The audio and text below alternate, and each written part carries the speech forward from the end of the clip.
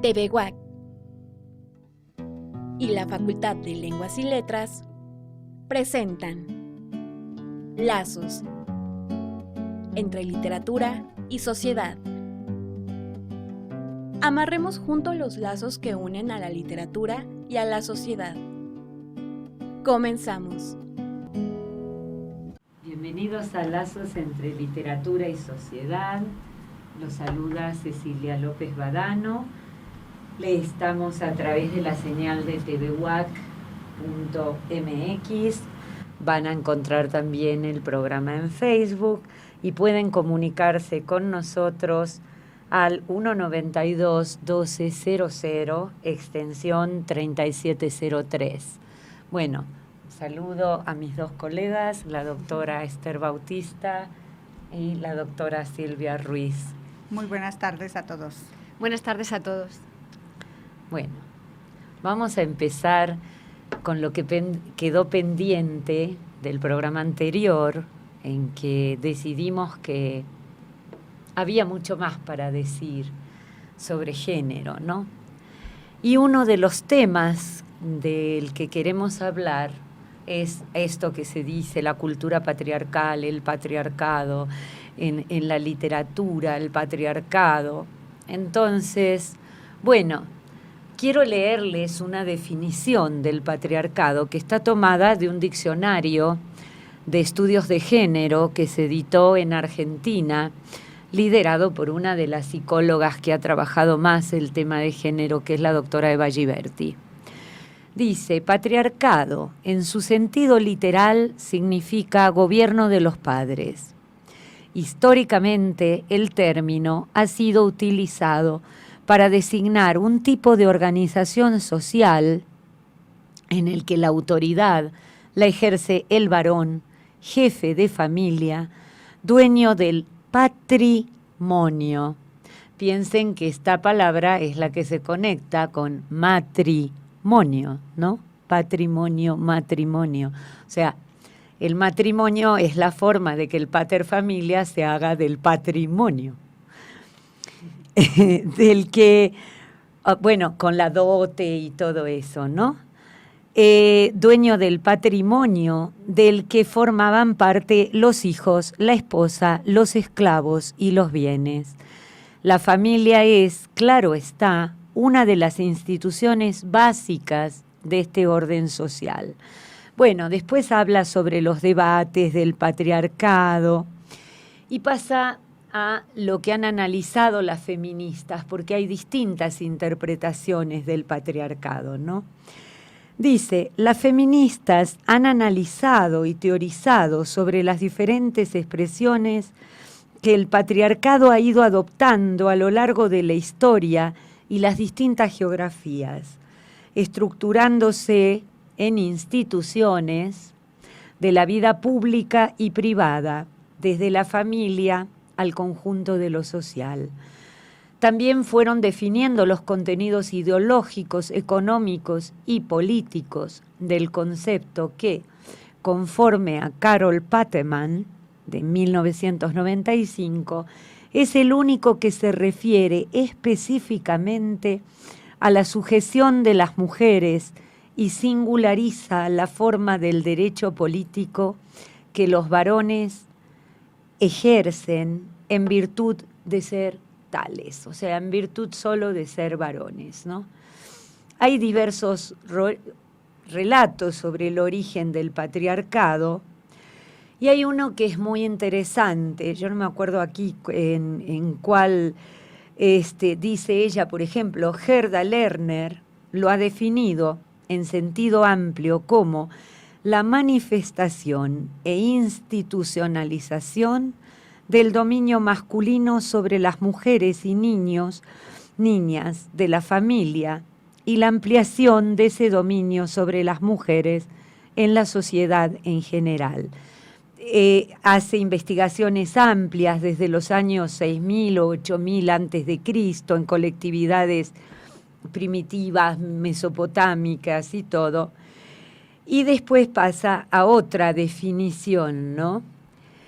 Dice, María Milagros Rivera Carretas, en 1994, señala como estructuras fundamentales del patriarcado las relaciones sociales de parentesco y dos instituciones muy importantes para la vida de las mujeres: la heterosexualidad obligatoria y el contrato sexual. Bueno, no voy a seguir leyendo, pero hay algunas cosas que quiero comentar sobre esto, porque una de esas definiciones liga el patriarcado justamente al control de la fertilidad femenina.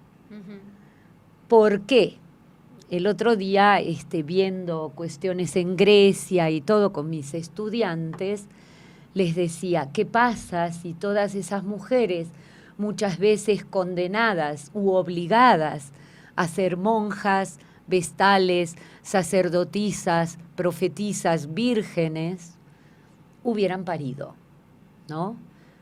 El mundo se hubiera desbordado muchísimo más rápido. Entonces, el patriarcado puede ser entendido no como la maldad de los hombres, sino como esa necesidad desesperada por controlar la sexualidad reproductiva de las mujeres, ¿no? No sé si sobre esto quieren agregar algo.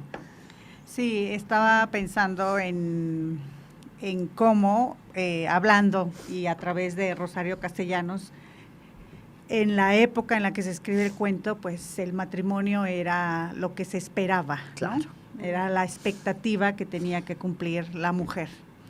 Y en el cuento, en Lección de Cocina, es interesante que sí, es una protagonista y que está justamente preparando la comida para cuando llegue el marido. El marido nunca llega, al menos en ese relato, en esa ficción, pero mientras está cocinando está haciendo toda una serie de reflexiones sobre el papel que le ha tocado, o sea, que se le ha asignado a las mujeres. Lo que es interesante ya en el cuento de Rosario Castellanos es que es una mujer que está cuestionando, en esa época, estamos hablando de los años 70, está cuestionando el papel asignado a las mujeres justamente en una sociedad mexicana.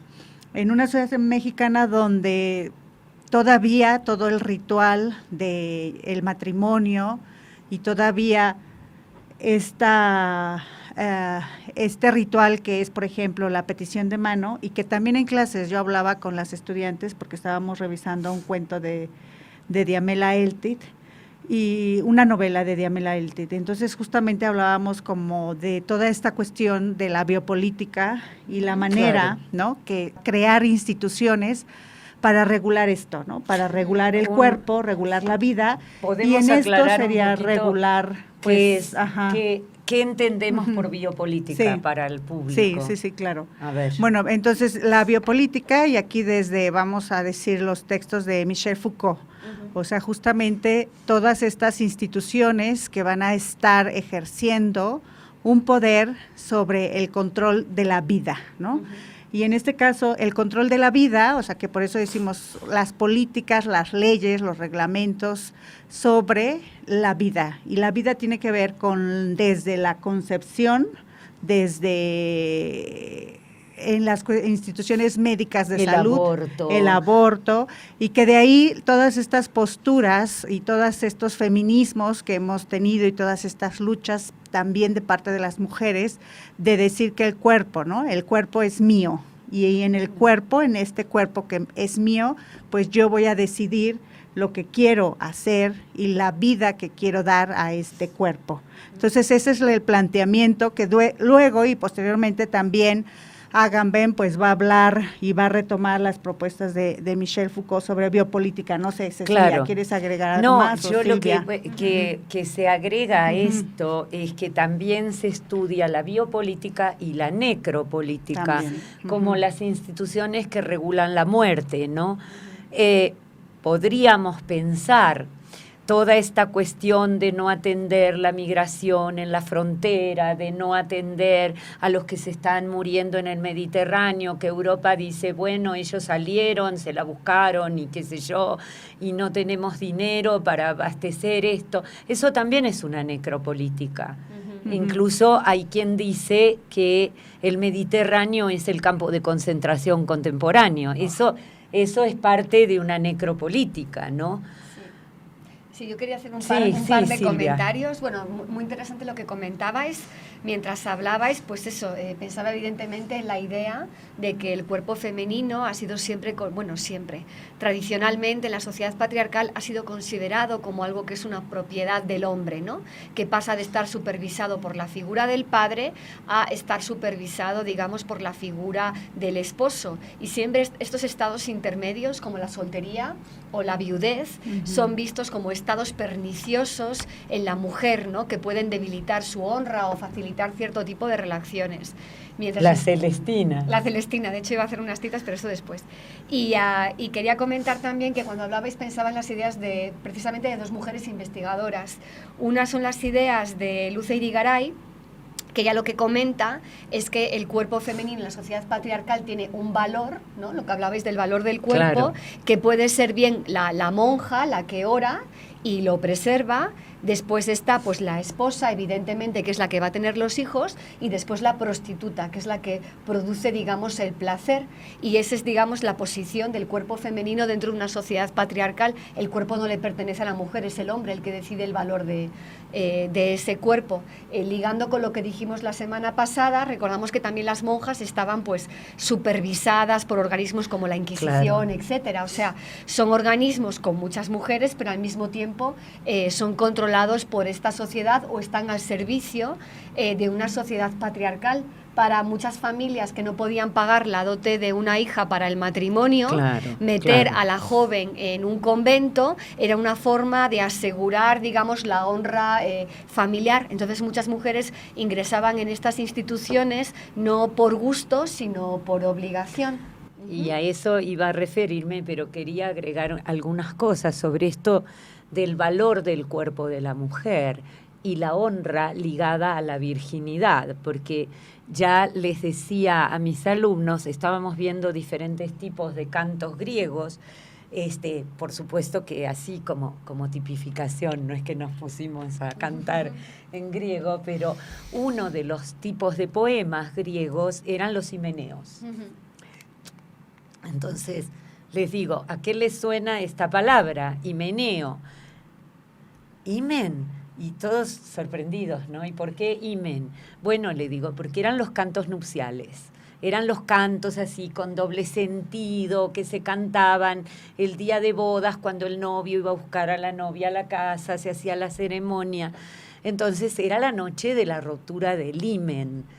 Bueno, le digo, ustedes saben lo que eso ha significado en muchas civilizaciones. En Italia del Sur los hombres estaban obligados en los pueblos pequeños a sacar la sábana a la ventana. Creo que está también en una de estas series españolas sobre literatura, no sé. La población gitana lo sigue haciendo. Claro, y está, lo he visto en una de estas películas que se hicieron en los 80 en España con obras literarias, cuando él saca la sábana a la ventana, ¿no? Y mis alumnas se reían porque les digo, ¿cuánta salsa de jitomate se habrá empleado, ¿no? O sangre de paloma. Claro, no, y también en una película turca la chica está preocupada porque le ha hecho creer al novio que es virgen y qué sé yo, y está preocupada. Y una le dice que compre un corazón de pollo, ¿no? Claro. Entonces, y que se lo ponga.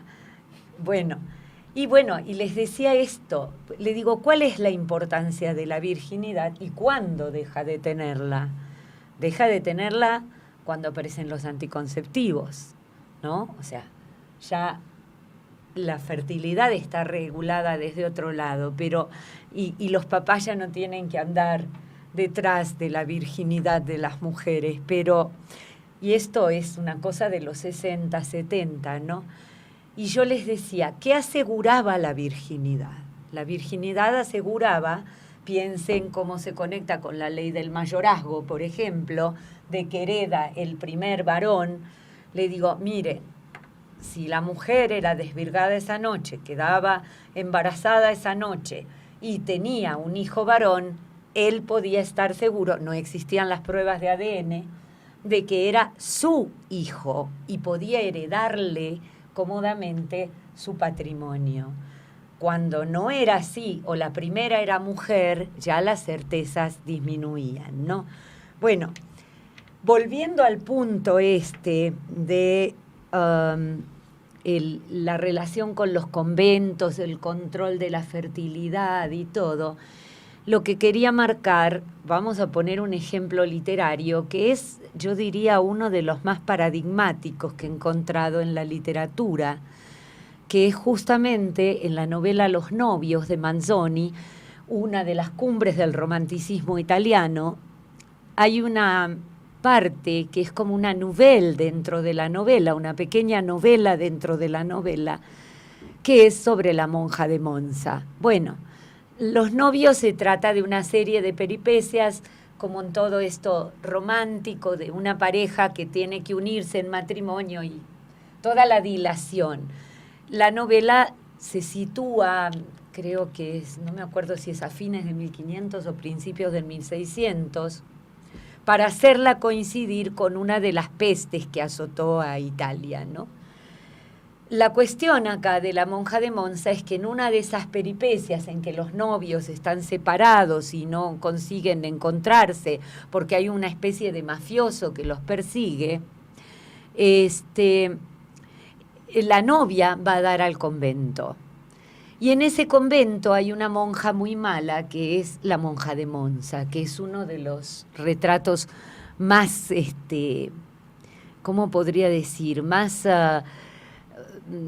¿misóginos? No es un retrato, más accurate sería la palabra en inglés, como más afilados que se han hecho de el perfil de una mujer condenada a ser virgen y a ser monja cuando ella no quería hacerlo. Uh-huh. Entonces se vuelve perversa prácticamente dentro del convento, ¿no? Además viene de una familia noble, sabe que tiene dinero, pero lo curioso es que esto está basado en una historia real y había todos los documentos sobre la monja de Monza.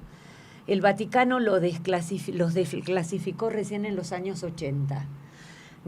Hasta donde sé no se han traducido, yo los manejé en italiano porque los editaron en todo un libro que se hizo sobre los novios de Manzoni, y una compilación de ensayos sobre los novios de Manzoni. Pero bueno, ¿cuál es la historia? Vamos a la historia literaria y la historia real. La historia literaria es una muchachita, los padres tienen más de un hijo, el mayor va a heredar la fortuna, y si va a casar a todas sus hijas, eso le sale una cantidad de dinero impresionante, pero puede dotarla para entrar en un convento de perfil medio alto y que ella sea una monja principal en el convento. Entonces, ahí me entero, y el otro día me confirmaron que cuando hicieron una serie sobre los novios de Manzoni en Italia, hasta salieron esos juguetes, porque yo creía que eran un invento de Manzoni, y no. A la niña, desde que nace, le regalan juguetes, o sea, como si en vez de regalarle muñecas, le regalan muñecas, pero solo vestidas de monja. Y eran juguetes que se hacían especialmente para ordenar vocaciones, ¿no? Para modelizar vocaciones. Entonces, lo que sucede acá es que a ella desde chiquita le dicen qué linda la muñeca que se viste de monja y tú vas a ser monja, pero cuando ella llega a los 12 años se enamora de un vecinito, se enamora. Bueno, era una niña, lo mira con cariño y el chiquito a ella, y ella les dice a los padres que no quiere profesar. Entonces, en la novela, los padres la someten, la dejan sin comer, la encierran, le hacen, hasta que la niña dice que sí, que va a profesar. Y profesa. A los 13 años entra al convento. Uh-huh. Pero al lado del convento todavía no había salido la disposición de qué altura tenían que tener los muros de los conventos. Entonces, al lado del convento vivía un hombre que era de relativamente mala vida. Y se da cuenta que ahí están las monjas, que muchas no tienen una real vocación, y lo que hace es empezar a entrar al convento a acostarse con la monja. Ella finalmente queda embarazada. Entonces ya las cosas en el convento se le complican porque una compañera la vio con el hombre. Entonces empieza a manipularla, diciéndole que si hace esto o lo otro, ella la va a denunciar. Y ella hace que ese hombre la mate. Esto es en la novela. Y la chica desaparece del convento, todos creen que se ha escapado, hasta que viene un pescador y dice que en el río encontró un cadáver que está vestido con el hábito del convento. Finalmente a la monja la juzgan. Es muy elíptico Manzoni, porque Manzoni también era católico y sabe qué tinta se está cargando. Entonces se maneja muy bien entre eso de ser católico y no cargar las tintas sobre la religión, y por el otro lado condenar que estas mujeres entren obligadas a los conventos a los 12, 13 años. Bueno, y para ir cerrando, quería contar dos cositas para ir cerrando esta parte, ¿no? Dos cositas sobre la historia real de la monja, lo que leí en los documentos, porque esta monja existió, solo que él corre la historia unos 70, 80 años, creo, para hacerla coincidir con la peste, y esta monja llegó a embarazarse 2 veces de ese hombre. Y la tenencia de los hijos, digamos, la tenía él. Y llegó a matar 2 mujeres dentro del convento. Entonces, para que no la delataran. Y a ella se le hace un juicio, justamente así como han hecho con Sor Juana. Los hombres de la iglesia le hacen un juicio. En ese juicio, que es lo que seguí, las actas del juicio, le preguntan por qué hizo eso, que no era la voluntad de Dios.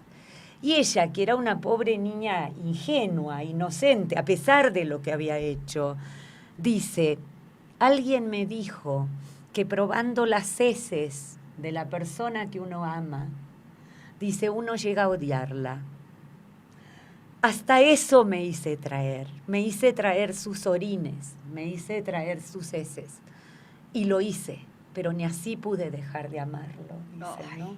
Entonces, y eso en el juicio, y ella termina condenada en un convento, sí, una historia parecida a la de Sor Juana, ¿no? Pero ven, y para cerrar, yo decía que no se había cambiado todavía la altura de las paredes de los conventos, porque esa es otra reforma patriarcal que impone la iglesia, porque las monjas se subían en cajones o algo para poder ver el mundo de afuera. Y resulta que hay una carta muy interesante de la hija de, el científico, el que estuvo condenado, que casi lo matan, Percy Muove, el que decía Percy Muove, no me viene el nombre ahora, no es Copérnico, no sé. Es el de que la Tierra se mueve. ¿Qué ¿No dice? Es Copérnico? No es Copérnico, es bueno, ya Wikipedia tendrá el dato. La hija estaba en un convento. Galileo, la hija de Galileo, exactamente. La hija de Galileo estuvo en un convento y tenía una madrina fuera de unos padrinos que eran los que también ponían dinero en el convento, y la madrina va a ir a verla y le dice que quiere que le lleve. ¿Qué creen que le pide la hija de Galileo? Le pide un telescopio. Pero claro, no era que estuviera observando las estrellas, era lo único que les acercaba al mundo del que los hombres las apartaban. Bueno, vamos a una pausa y seguimos con el tema. Lazos entre la literatura y la sociedad. Una producción de TV WAC y la Facultad de Lenguas y Letras. Continuamos. Bueno, vamos a continuar. Esther, sigue con lo que quedó pendiente Sí, el otro yo día y hoy de Rosario Castellanos. Sobre Rosario Castellanos. Sí, para iniciar, bueno, retomar, quisiera también hacer una referencia al texto de Marcela Lagarde, que habla justamente sobre género, que es algo también, que es un concepto que tenemos ahí que mencionar y señalar desde dónde estamos hablando. Entonces, en el texto Marcela Lagarde señala y considera que el mecanismo cultural, ¿no?, de asignación de género surge a partir del ritual del parto, ¿no? En el momento en que nace, pues se pregunta, ¿no?, si es niño o es niña. Ahora, en nuestra época, en estos últimos años, pues ya es antes, sí, bueno, no, ahora ya es antes, ¿no? Antes del parto, con todos las cuestiones de los avances de la ciencia y las posibilidades de determinar. Y ahí podríamos, pues, tener también toda una gran discusión de este deseo de saber, ¿no?, de si es niña o es niño. Entonces, a partir de aquí es considerar, ¿no?, que a partir de la palabra, a partir del lenguaje, es esto que va a marcar y a significar el sexo, y con ello pues se va a inaugurar el género, ¿no? Uh-huh. El resto de la vida, de manera, pues nos dicen, casi imperceptible, pues se va a ir repitiendo este ritual. Y cada persona, pues, nos vamos a ir reconociendo, pues, a través de la mirada, y vamos a ir reconociendo, pues, a través de la voz, a través del cuerpo, a través de las acciones, los comportamientos, las actitudes, las maneras de actuar, las maneras de relacionarnos. Todo esto, todo este conjunto de cosas es lo que vamos a ir nosotros aprendiendo, entrecomillado, culturalmente, y todos estos, como algunos dicen, entre tradiciones, costumbres, usos y costumbres, esa era la palabra, ¿no?, pues van a ser límites, ¿no?, y van a estar sobre todo impuestos a un deber ser en el mundo, ¿no? Claro. Y en esta deber ser en el mundo, o sea, justamente a partir de ahí toda esta construcción del género, y con Rosario Castellanos, pues era justo los años 70, ¿no? Si pensamos que los años 70, y tendríamos que pensar también que es otra cuestión de los estudios de género, que no podemos hablar tampoco de un solo tipo de mujeres, ¿no? O sea, de un solo tipo de mujer, sino que tendríamos que pensar en el ámbito urbano, en la Ciudad de México, las concepciones y ya también las intervenciones de las mujeres en los aspectos políticos, sociales, económicos. Bueno, probablemente políticos, pues todavía en esos años no.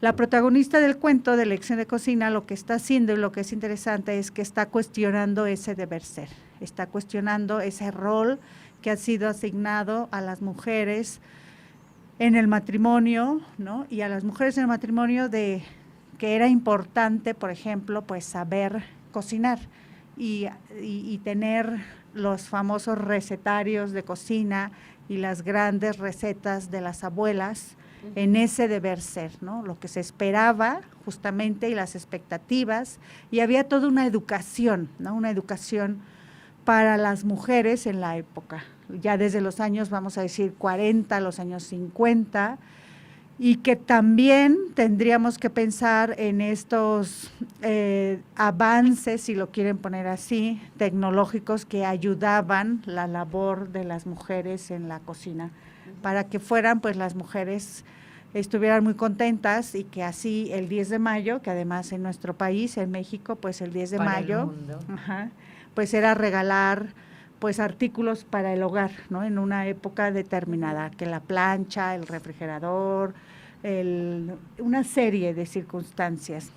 Entonces, lo que quiero señalar es que la protagonista, o a través de la protagonista, se está cuestionando este rol asignado. La protagonista está realmente, o sea, cuestionando por qué tiene que estar en la cocina, por qué tiene que saber está preparando una carne, ¿no? Porque van a decir que todo el mundo diría, bueno, pues poner una carne y cocinar una carne y asar una carne, pues no tiene gran problema, ¿no? Como dicen, hacer un huevo hervido tampoco.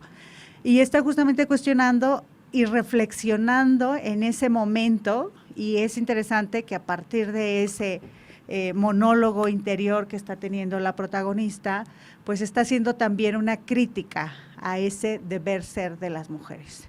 Así que esta protagonista de los años 70, en el cuento al menos de Rosario Castellanos, es cuando empezaríamos a hablar de una posibilidad o de al menos los primeros inicios de enunciación de la emancipación de la mujer, en donde pues la mujer ya no tenía por qué estar.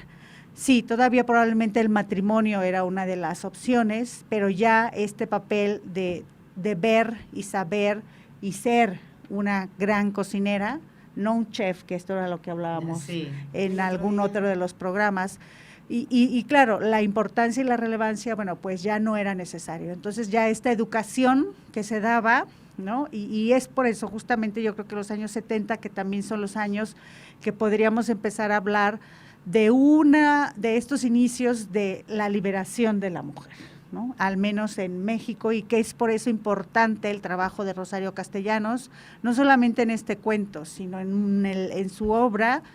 En el resto de su obra, pues podemos ver siempre abogar por el papel de las mujeres en otro aspecto que fuera no solamente el matrimonio, ¿no? Y ese matrimonio en donde todavía un matrimonio heterosexual, estamos hablando justo de los años 70, porque claro, no estamos hablando de ningún otro papel, ¿no? Ni ninguna otra igualdad, ni ninguna otra posibilidad de las diferencias, ¿no?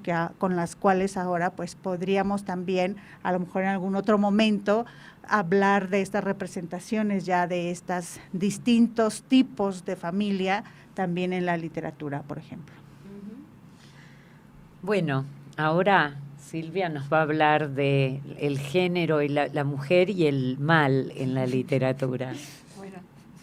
Las desde Eva, miren. Quieren dejar la cocina ya, entonces esto ya es el fin de la civilización occidental. Bueno, eso pensaban los positivistas, ¿no? Que eran como una especie de amazonas. Sí, pues bueno, yo voy a hablar hoy un poquito de la mujer y el mal, muy poquito, porque es un tema que da mucho para sí.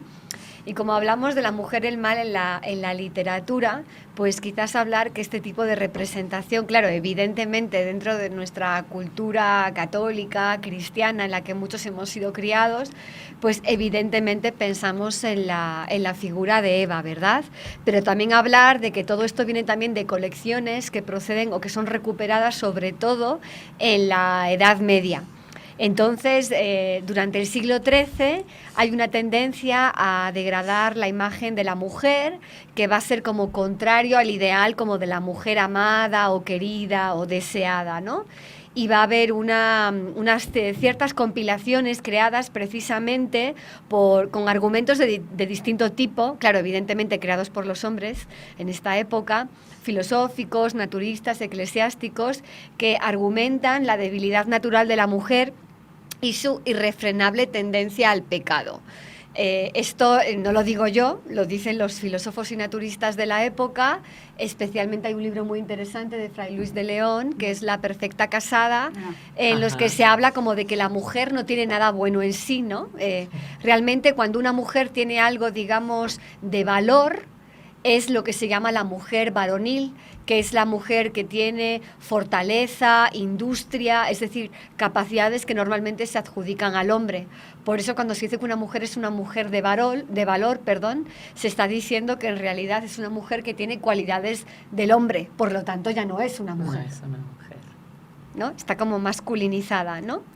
Entonces, bueno, existen muchos textos que hablan de este tipo de temas. Por ejemplo, dentro de la filosofía aristotélica se dice que la hembra es un macho estropeado.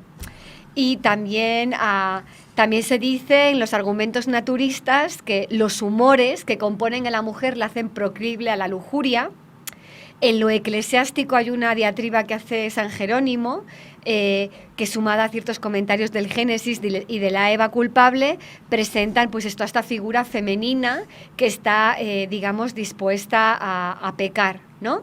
Y después están, por ejemplo, también las investigaciones de Robert Muchenblet, que él argumenta que en este mundo eclesiástico, sobre todo la naturaleza femenina, era parte como del lado oscuro de la creación, y que por lo tanto estas mujeres estaban mucho más cercanas al demonio que a Dios, lo cual por otra parte tiene mucho sentido con lo que hablamos la semana pasada, porque ¿a dónde se envía a estas mujeres?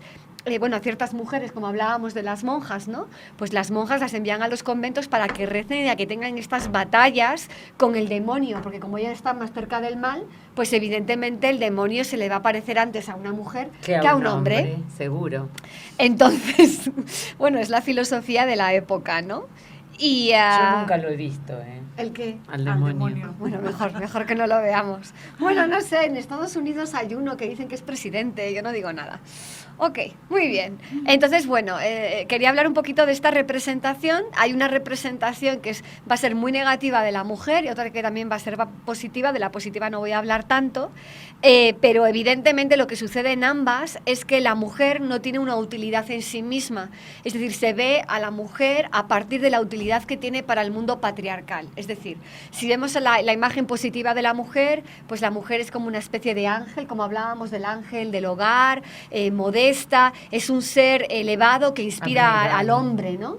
Que inspira al hombre a que llegue como a cimas más altas. Y cuando es mala, es un ser que lo lleva y lo aboca al demonio, al pecado, etcétera. Con lo cual, al final, la mujer no es un ser individual, sino que es casi como un instrumento o un dispositivo que está ahí, digamos, al servicio del poder patriarcal. Entonces, yo quería utilizar, bueno, existen muchos textos que tienen pues citas referidas a estos temas, como son el Corbacho de Boccaccio, el libro de Buen Amor de Juan Ruiz, el Col de Lucanor de don Juan Manuel, estaba también pensando en el Carnero de Juan Rodríguez Freile, y bueno, incluso hasta hoy en día, o sea, esto no es una cosa de esta época, ¿no? Todavía se siguen hablando de estos temas. Entonces yo quería utilizar una cita de un texto de literatura que yo creo que todos los estudiantes de literatura hispánica leen, y si no lo leen pues lo deberían de leer, que es la Celestina de Rojas, que es un texto que bueno, es considerado después del Quijote el segundo texto más importante escrito en lengua castellana, ¿no? Y ahí nos da como una definición de lo que se piensa de la mujer, ¿no? De la relación de la mujer y el mal. Y dice así, dice: lee los historiales, estudia a los filósofos, mira a los poetas. Llenos están los libros de sus viles y malos ejemplos y de las caídas que llevaron los que en algo como tú las reputaron. Oye a Salomón, do dice que las mujeres y el vino hacen a los hombres renegar. Conséjate con Séneca y verás en qué las tiene. Escucha a Aristóteles, mira a Bernardo, gentiles, judíos, cristianos y moros, todos en esta concordia están. ¿Quién te contará sus mentiras, sus tráfagos, sus cambios, su liviandad, sus lagrimillas, sus alteraciones, sus osadías, sus disimulaciones, su lengua, su engaño, su olvido, su desamor, su ingratitud, su inconstancia, su testimoniar, su renegar, su revolver, su presunción, etc.? Lujuria, suciedad, su miedo, su atrevimiento, sus hechicerías y su alcahuetería. Considera qué sesito está debajo de aquellas grandes y delgadas tocas.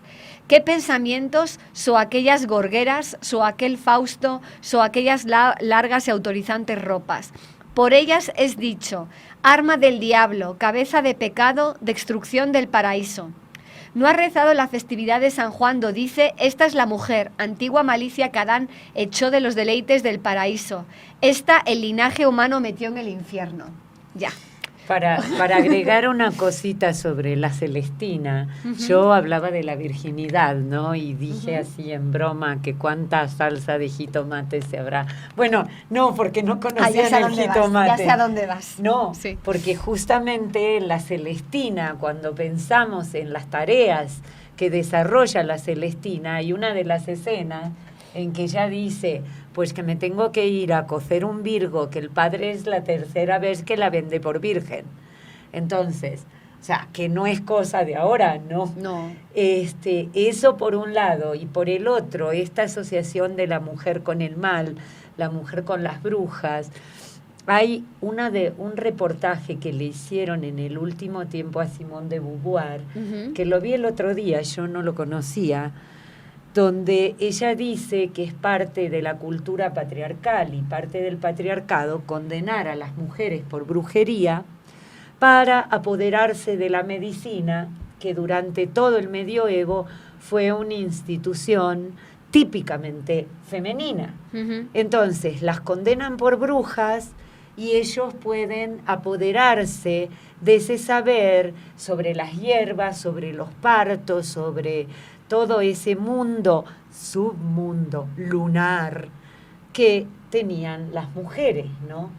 Y bueno, cuando les digo a mis alumnas lo que era una ordalía, que habitualmente no conocen la palabra, le digo, miren, una ordalía es un tipo de juicio en el que uno nunca gana, porque las ordalías medievales era esa pregunta a la mujer. Si la mujer estaba maloliente, y bueno, dejen a una mujer 20 días en un calabozo sin bañarse, ¿no? ¿Quién podría no oler mal, no? Entonces, si olía mal, era porque la poseía el demonio. Claro. Ahora, si lograba establecer un cuestionamiento y cuando la cuestionaban, bueno, la encerraban en un saco de cuero y la tiraban al agua. Si el agua la llevaba, ella era inocente y porque Dios la había recibido en su seno. Si ella lograba zafarse y salirse del agua, la que porque era bruja, porque eso es una ordalía. Silvia, algo más. Sí, bueno, hablan precisamente relacionándolo con esto, ¿no? Muchas veces pensamos que el feminicidio es un fenómeno relacionado con el capitalismo, con el siglo XX. Bueno, mucha gente lo relaciona con este tipo de tensiones económicas, pero en mi opinión, el primer feminicidio de la historia es la caza de brujas que se produce en la Edad Media. Es decir, la orden que llega del papado, la creación del Malleus Maleficarum, que es un tratado, que es el martillo de las brujas, que se utiliza para detectar qué mujer es bruja. Como comentaba Cecilia, se relacionaba con el tema de los olores, los orificios. Se pensaba que si en una determinada sociedad se producía, por ejemplo, una mala cosecha, algún tipo de crisis de tipo económico o social, la responsabilidad no era, digamos, de los hombres de esa sociedad o no era, digamos, de Dios, sino que todo esto se debía a que había determinadas brujas que eran las que estaban provocando este tipo de problemas, ¿no? Y que en muchos casos acaban siendo condenadas como chivos expiatorios. Sí, pero hay un feminicidio muy grave y anterior a eso, sí. a la casa de brujas, que yo lo descubrí gracias a Octavio Paz, miren ustedes, porque cuando leí Yo la peor de todas, claro. Ahí él cuenta la historia de, me parece que es Hipólita de Alejandría. Ah, bueno. Sí. La matemática. La matemática. Una mujer que tenía todos los saberes intelectuales masculinos. Y era hija de filósofos y matemáticos creo que esto es por el 300 después de Cristo. Sí, hay una película española de Amenábar, de Alejandro Amenábar, llamada Ágora. Ágora. Sobre sí, este tema. Yo la vi. Es muy buena película y ilustra mucho eso, ¿no? En Ágora se ve el crimen de esta mujer, que era una mujer sabia, que lideraba a los hombres y la matan, la descuartizan. Los cristianos. Los cristianos, ¿eh? Los cristianos. Es uno de los primeros feminicidios así documentados. Claro que podríamos pensar también en el caso de Antígona. Bueno, Antígona se termina suicidando, pero la mujer que lucha contra la ley de los humanos, ¿no? Pero, o sea, fue un genocidio, podríamos decir, claro, la persecución es que de las brujas. Cuando pienso en feminicidio, lo claro. asocio es la persecución sistemática, sistemática de una persona, en este caso de una mujer, que también es una categoría política, por el hecho de ser mujer. Entonces tiene todo este elemento de no ser solamente una mujer, claro. sino de ser algo masivo, cómo es esta persecución de las mujeres hechiceras en Europa en esta época, que de hecho no se limita Sí. a Europa, o sea, continúa cuando se llega al Nuevo Mundo, ¿no? Bueno, Esta sí, persecución. pero no ha en- sido, de esas maneras. es eurocéntrica, porque nuestras civilizaciones han respetado ese saber de las mujeres. Y estaba pensando en una novela de última, que ahora les voy a dar a mis estudiantes, porque justamente quieren ver algo sobre cocidio y todo esto. Y hay una novela muy buena de Samantha Schweblin, que es argentina y que, bueno, que ya está traducida en varios idiomas y se vende acá en México, que se llama Distancia de Rescate. Y es una madre con la hijita que aparentemente se intoxica con agrotóxicos en el campo. Un campo que se vuelve demoníaco en un sentido, y la única que le ofrece media solución es la bruja del pueblo, o sea que combina los dos extremos culturales, ¿no? Esta modernidad de los agrotóxicos con todo este saber ancestral de las mujeres. Está muy bien llevada la novela. Ujú. Silvia. Qué interesante.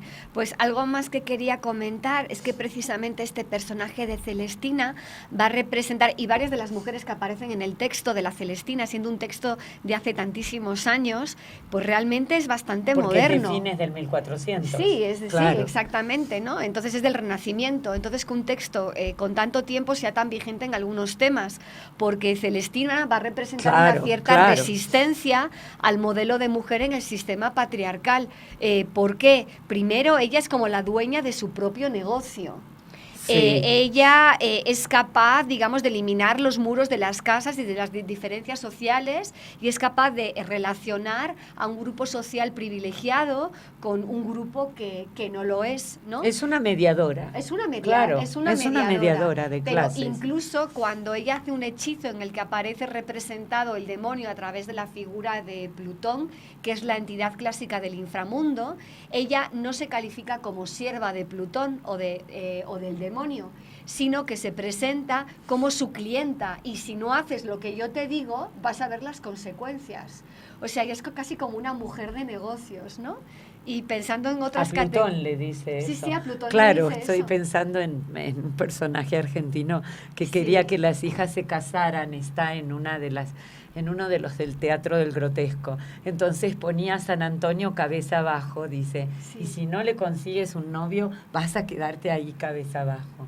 Sí. Bueno. Y relacionándolo precisamente con lo que comentaste del tema de los virgos y rehacer los virgos, ¿qué poder tiene Celestina? Celestina puede cambiar el valor del cuerpo de una Claro, mujer. claro, porque eso Entonces, es coser el Virgo, ¿no? Exacto. Entonces, si ella puede hacer, pero ya no solamente a través del Virgo, pero bueno, a través del Virgo, ¿no? Porque puede hacer que una mujer que ya ha perdido la virginidad la pueda recuperar a través de ciertos cosidos y remiendos que hacen cierta parte del cuerpo. Pero además ella vende aceites, vende tintes para el pelo, es decir, lo que Es hace una mujer. cosmetóloga. Sí, pero una cosmetóloga Claro. hace cambiar un cuerpo de valor, porque ese cuerpo parece más joven, más proclive a la reproducción y por lo tanto más deseable para los hombres, bien sea a través de la reproducción de la esposa para que tenga hijos, o también bien sea a través de la prostitución, a través de la cual se obtiene algún tipo de beneficio. Entonces, en ese sentido, resulta un personaje muy interesante.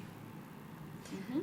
Bueno, No sé si Esther, quiere aportar algo, Esther, a lo que hemos comentado. como para ir llegando a las conclusiones. Sí, yo estaba pensando, bueno, en el texto que comentaba Cecilia y sobre este conocimiento de las hierbas, ¿no? De las curanderas y la tradición de las curanderas, al menos aquí en México. Ujú. Y que ha habido también, o el trabajo, por ejemplo, de las parteras, hasta hace pocos años, Ajá. Ujú. fue reconocido y fue admitido el papel de las parteras en la institución médica, volviendo Ujú. otra vez a Foucault, ¿no? En donde pues había todo un discurso médico dominado por los hombres, y donde al menos el trabajo de parteras no era reconocido, ¿no? Estaba pensando que es muy interesante lo que, relacionando las dos cosas, el tema de que entonces el hombre quiere el control del cuerpo femenino, porque claro, si la mujer acudía a otra mujer para temas relacionados con la reproducción o con la pérdida de hijos o con ser parteras, la mujer tenía el control sobre eso, sobre esa información. Entonces, claro, quieren que las mujeres pierdan el control sobre la capacidad de reproducción. Es como ponerle como un coto, ¿no?, a ese cuerpo femenino para controlar su producción. Para cerrar, en el último minuto, ya que hablamos de medicina y todo esto, fíjense que la primera médica latinoamericana fue una argentina, que en realidad no era una argentina, la primera universitaria de Latinoamérica, que es Cecilia Grierson, ¿no? Y creo que por eso a mi abuela le pusieron el nombre que después me pusieron a mí.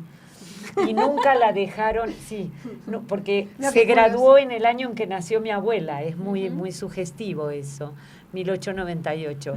Y lo último que iba a decir es que nunca la dejaron ejercer como médica y no le reconocieron jubilación como médica. Wow. Ella la dejaron trabajar como enfermera, armó escuelas de enfermería y ahí quedó. Pero siempre con una labor, digamos, pero de inferioridad, o sea, se incorpora a ese mundo laboral pero a través de una inferioridad económica y jerárquica. Y lo último que quiero decir es que justamente mi abuela me decía, porque decían que en los hospitales el retrato de la mujer que estaba así, me decía mi abuela, esa mijita es Cecilia Grierson, mire, iba a la universidad, los hombres se reían de ella, la silbaban cuando hablaba, pero a ella no le importó y siguió adelante.